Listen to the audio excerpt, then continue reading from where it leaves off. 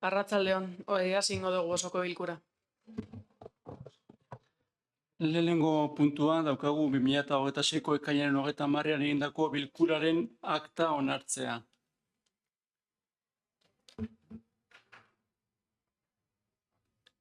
Aktaren aldeko bozkak,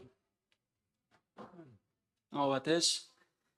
Bigarrena, dedikazio partzialeko karguak aldatzea.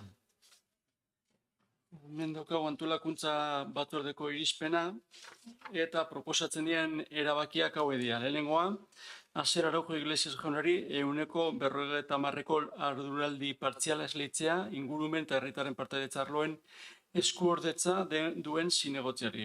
Horrek 51.996ko ordainsaria suposatuko luke ekitaldi honetako urtean.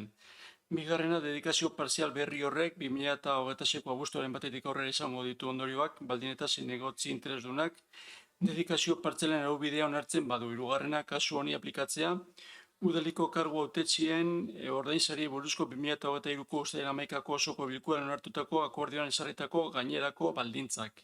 Eta laugarrena, erabaki honen berri interesatuari, pertsonal sailari eta kontroltzailetzari ematea.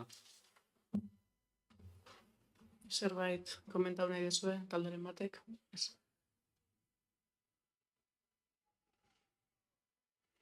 Proposamenaren aldeko botoak,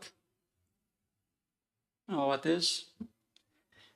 Eta hirugarrena da alkatearen eskumenak eskuordetzeko dekretuaren berri ematea, eta hau da, Jon Zubiorre alkateordeari, alkatearen eskumenak lagatzen dizkiola abuztuaren 10-etik 21-era.